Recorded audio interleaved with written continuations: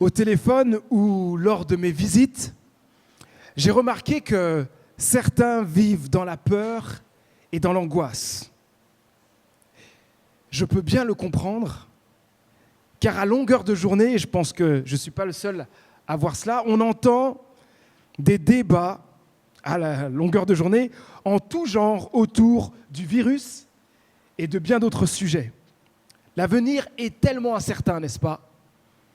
Les informations que nous entendons nous amènent dans la confusion, dans des frustrations énormes et dans la peur de l'avenir. Certains sont optimistes, d'autres pessimistes.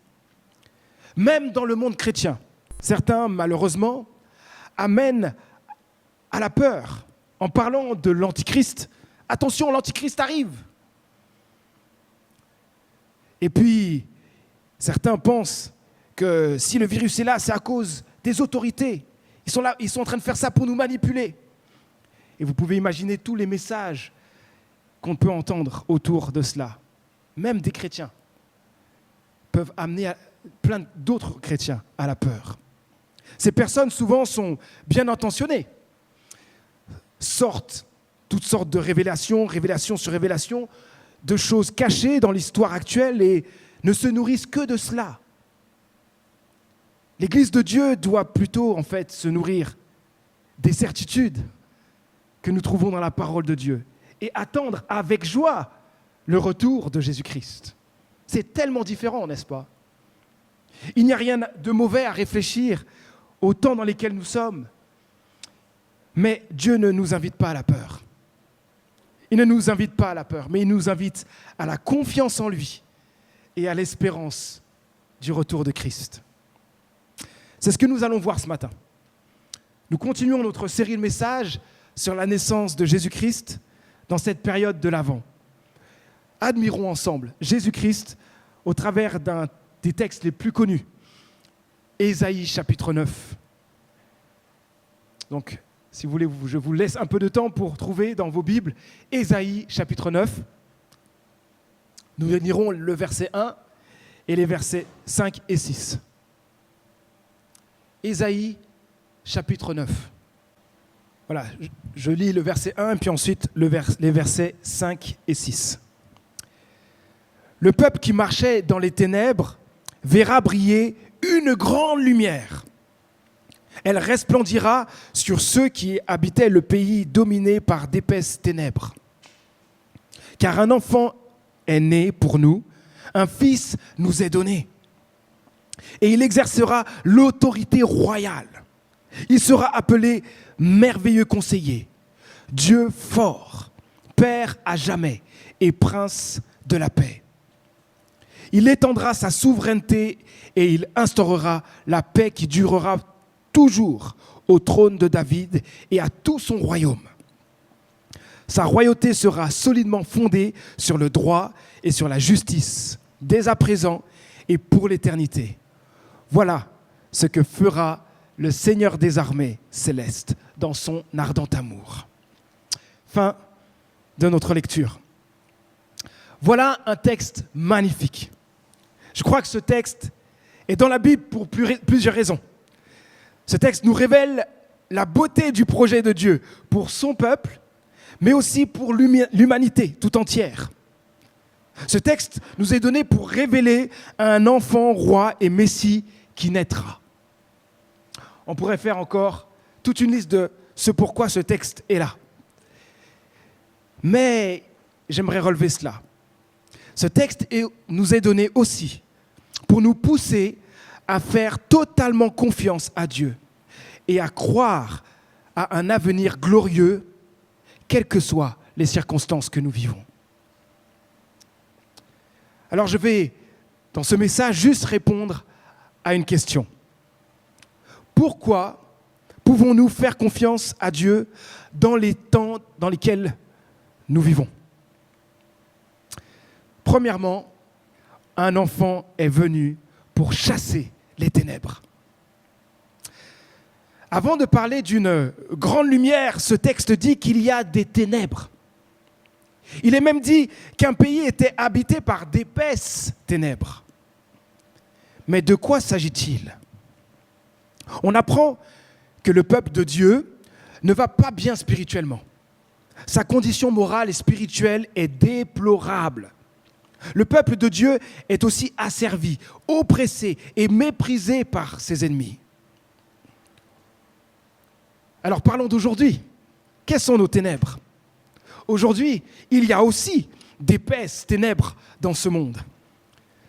Alors, assez facile à trouver aujourd'hui, virus, maladie, mais aussi violence, injustice, abus de pouvoir, oppression, famille déchirée, douleur sans fin. Et on pourrait faire encore une très longue liste. Le péché et la mort sont nos pires ennemis. Personne ne sait comment soigner le mal et la souffrance dans le monde, dont le monde est rempli.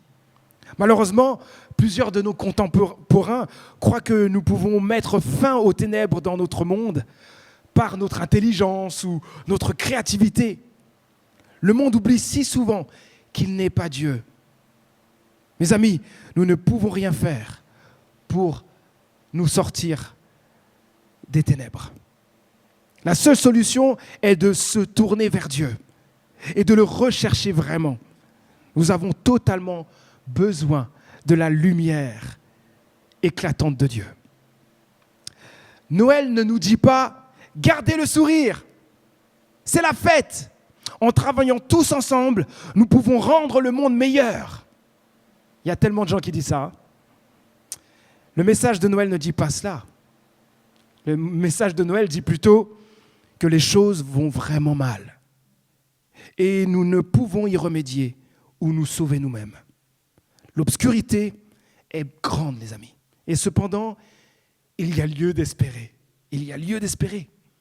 Entre les affrontements, les ennemis mortels, les menaces de défaite, le prophète annonce des naissances. Alors que tout semble noir, Dieu manifeste sa fidélité avec un bébé qui vient apporter la joie et l'espérance que tout n'est pas perdu.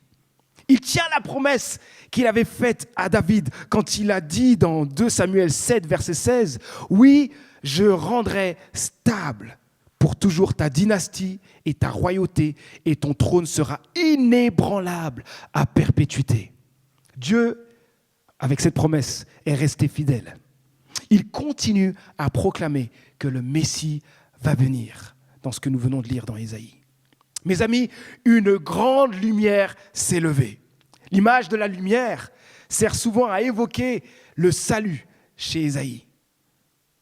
L'enfant qui va naître viendra pour sortir l'humanité tout entière des ténèbres du mal, du péché et de la souffrance. Alors, continuons. Pourquoi pouvons-nous faire confiance à Dieu, quelles que soient les circonstances? Deuxièmement, l'enfant qui nous est donné est un roi merveilleux. Un roi merveilleux. Nous allons maintenant voir, à travers 4 qualités du Messie, ce qu'apporte cette lumière qui s'est levée dans nos ténèbres. Je recite le verset 5. « Car un enfant nous est né pour nous.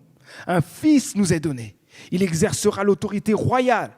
Il sera appelé merveilleux conseiller, Dieu fort, Père à jamais et prince de la paix. » Merveilleux conseiller. Vous avez besoin de conseils?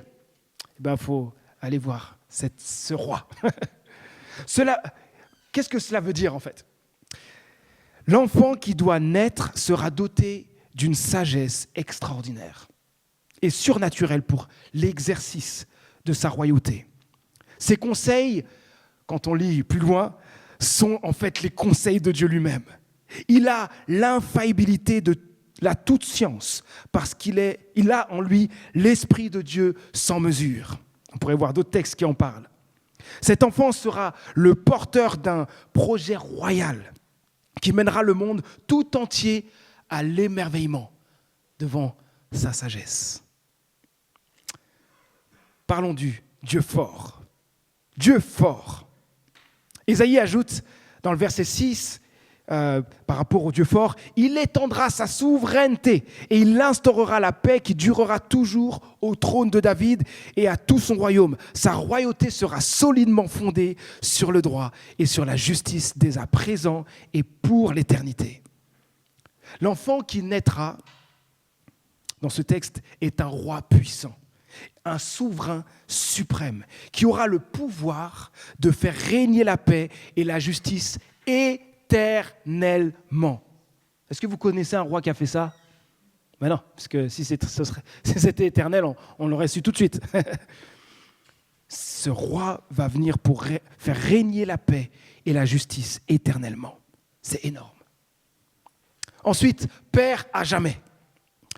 Cela veut dire que l'enfant qui naîtra sera un roi éternel dont le règne et la seigneurie n'aura pas de fin. Ce roi lui-même est éternel, ce qui signifie qu'il n'est pas assujetti à la mort. L'homme est mortel, n'est-ce pas? Mais pas ce roi, car il possède en lui-même l'immortalité. C'est comme un attribut essentiel et inhérent à son être. Ce roi est incapable de mourir. Il possède l'immortalité en lui-même. Il la possède dans son essence, alors que nulle créature ne l'a en elle-même. Cela fait fortement penser à Dieu, car le prophète Ésaïe dit plus loin dans son livre, chapitre 40, verset 28, « L'Éternel est Dieu de toute éternité. » Et j'aime ce psaume, le psaume 90, verset 2, qui dit ceci, « Avant que soient nées les montagnes et que tu aies créé la terre et l'univers, de toute éternité et pour l'éternité, toi, tu es Dieu. » Toi, tu es Dieu. Dans Père à jamais, nous pouvons aussi penser à un roi protecteur, un roi compatissant.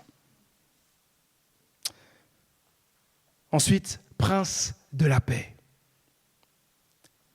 Cela veut dire que l'enfant qui naîtra apportera par son règne une paix parfaite et durable. Il le dit dans le verset 6, il étendra sa souveraineté et il instaurera la paix qui durera toujours au trône de David et à tout son royaume. La paix que cet enfant apportera sera bien plus que l'absence de conflits armés. Le mot paix indique que son règne se caractérise par une harmonie universelle et l'épanouissement complet de tous ses sujets, délivrés pour toujours de la crainte. Waouh! On a envie de connaître ce roi. On continue. Pourquoi pouvons-nous faire confiance à Dieu dans les temps que nous vivons? Troisième et dernière réponse que nous donne le texte. Dieu a manifesté pour nous son ardent amour. Le prophète Ésaïe finit ainsi au verset 6. « Voilà ce que fera le Seigneur des armées célestes dans son ardent amour. » Ici, c'est Dieu qui agit. Ardent amour a été aussi traduit dans d'autres versions bibliques par brûlant amour, zèle, passion jalouse ou ardeur de Dieu. Ces mots sont très très forts.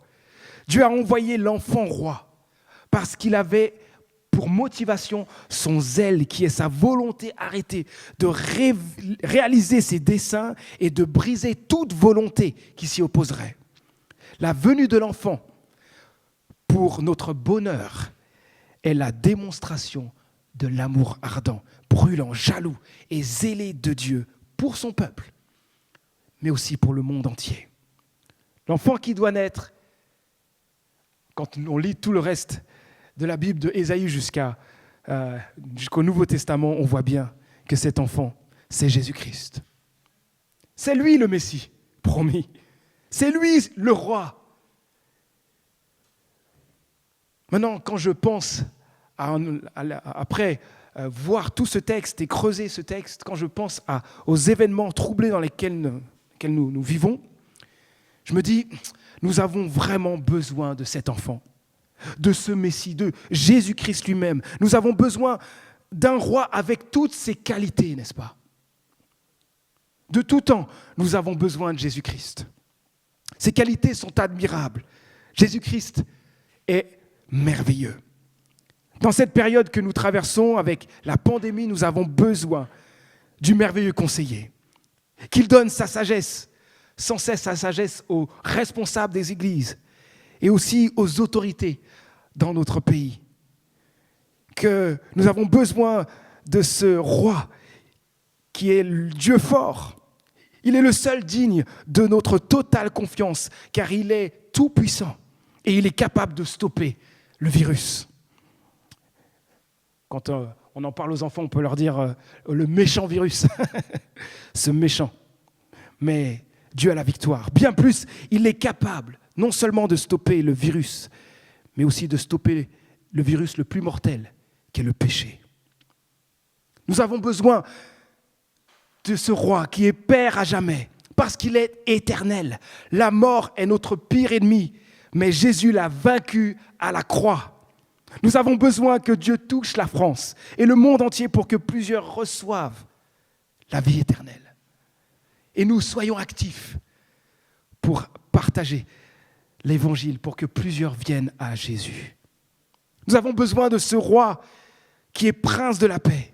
Il est le seul qui puisse donner une paix durable et éternelle. Il est le seul à pouvoir nous libérer du mal et de la souffrance pour créer un monde où une paix totale régnera. Nous avons besoin de ce roi. Besoin de ce roi, ce n'est pas juste mondial, c'est aussi dans notre vie quotidienne. J'ai besoin de ce roi.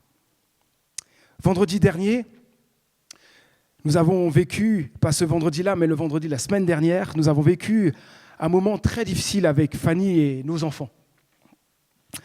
L'alarme anti-intrusion, pardon, l'alarme anti-intrusion de l'école a sonné à l'heure où Lucie devait sortir de l'école. Fanny avait à ce moment-là déjà récupéré Noé et ils ont attendu au moins 1 heure devant l'école. Je les ai rejoints pour qu'ils puissent rentrer à la maison et j'ai moi aussi attendu 1 heure avant de pouvoir retrouver Lucie. Il y avait plein de policiers qui s'assuraient que personne ne s'était introduit dans l'école. Et bien sûr, quand on parle de policiers, dans ce genre de protocole, ils attendent aussi la police nationale, donc ça prend beaucoup de temps. Je me rappelle avoir couru dans la rue du Repos, pas loin là, et puis pour les rejoindre. Et puis je vois une voiture de police qui va à fond, qui roule très vite. Et ça m'a poussé à prier encore plus pour la protection de Dieu sur nos enfants. Ce moment a été difficile à vivre, car nous ne savions pas du tout ce qui se passait. Même si on nous rassure, on n'est pas forcément rassuré tant qu'on n'a pas notre enfant. Et vous pouvez imaginer tout ce qui peut traverser notre esprit dans cette période où il y a eu récemment plusieurs attentats. Quel bonheur quand nous avons retrouvé Lucie. Ce n'était en fait qu'une fausse alerte. Sur le chemin du retour, dans la voiture, Lucie nous a raconté ce qu'elle avait vécu. Et puis en sortant de la voiture, j'ai été très touché par ce chant qu'elle a entonné toute seule et que j'ai ensuite repris avec elle. Aussitôt couché, je peux m'endormir en paix, car toi seul, Seigneur, tu me fais vivre en sécurité. Mes amis, la paix durable n'existe pas sur terre. Comme le dit si bien ce chant, Dieu seul peut nous faire vivre en sécurité. Oui, nous pouvons nous endormir en paix, car Dieu seul peut nous faire vivre en sécurité. Les difficultés font partie de cette vie, mais nous sommes quand même en sécurité en Dieu. Lui qui un jour nous prendra avec lui pour habiter sur une nouvelle terre où la justice habitera, où la paix sera présente pour l'éternité.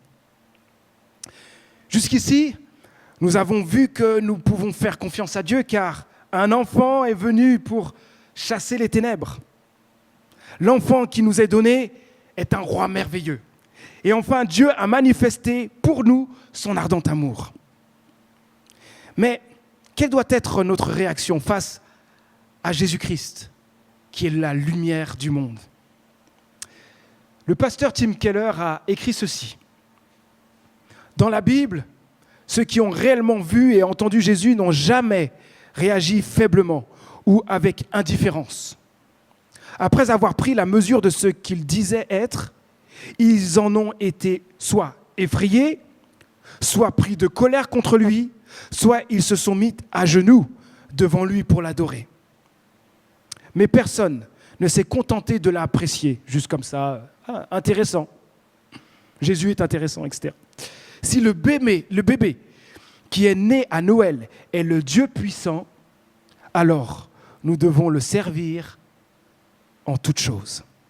Fin de citation.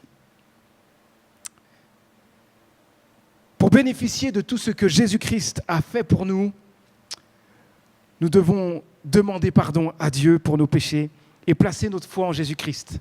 Ça, c'est la première chose que je vous invite à faire si vous ne l'avez pas fait. Faites-le par la prière. Dieu vous attend et vous entend. Et il agira dans votre vie si vous venez à lui pour faire de lui votre roi, afin qu'il règne dans votre vie. N'hésitez pas en tout cas, si vous voulez faire qu'on vous accompagne dans votre démarche, à venir me voir à la fin de ce culte. Mais pour nous qui appartenons à Dieu, est-ce que le fait que Jésus soit lumière du monde, intéressant, ça fait X Noël que j'entends cela, bon, c'est intéressant.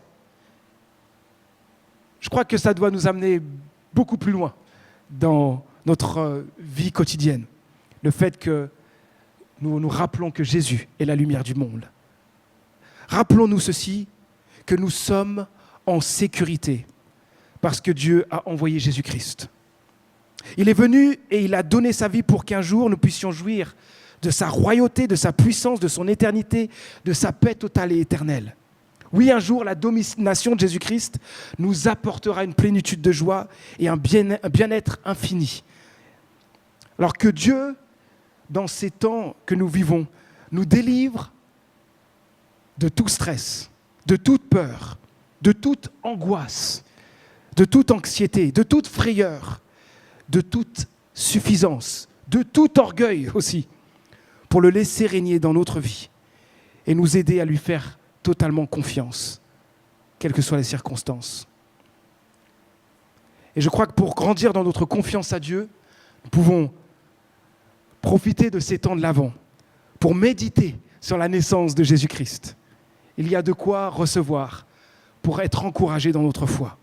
Chantons nos louanges à Dieu dans cette période. Il est né, le divin enfant.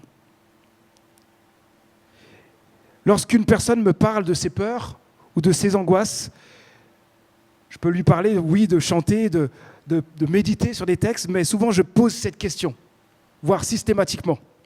Quel texte biblique connais-tu qui pourrait t'aider et t'encourager ? Alors je vous pose cette question, si vous êtes découragé, si vous vivez dans la peur, dans la crainte en ce moment, quel est le texte biblique que vous connaissez qui pourrait vous aider, vous encourager et renouveler votre confiance en Dieu ? Dans cette période de l'Avent, nous sommes en train de mémoriser en Église Ésaïe chapitre 9, verset 5.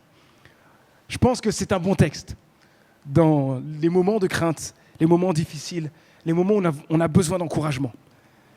Alors je vous invite à vraiment le mémoriser pour votre encouragement et pour votre réconfort. On peut le réciter encore ensemble. Ésaïe chapitre 9, verset 5. « Car un enfant est né pour nous, un fils nous est donné, et il exercera l'autorité royale. Il sera appelé merveilleux conseiller, Dieu fort, Père à jamais et Prince de la paix. » Je vous invite à prier. Notre Dieu, merci parce que dans cette période incertaine et quelles que soient les circonstances, nous pouvons toujours te faire confiance. Car un enfant est venu pour chasser nos ténèbres. C'est Jésus-Christ. Il est un roi merveilleux. Et tu l'as envoyé parce que tu nous aimes ardemment. Aide-nous à te laisser régner dans nos vies et à te faire confiance en toutes circonstances. Merci Jésus-Christ parce que tu es la lumière du monde. Tu as donné ta vie sur une croix pour nous sauver de la mort et de l'enfer. En toi, nous avons une totale sécurité. Merci parce qu'un jour, nous jouirons de ta royauté, de ta puissance, de ton éternité, de ta beauté, de ta paix totale et éternelle. Ô Seigneur, que toutes ces vérités que nous avons vues ce matin continuent à nous booster dans notre foi, à nous encourager et à nous donner une plus grande confiance en toi dans les temps difficiles.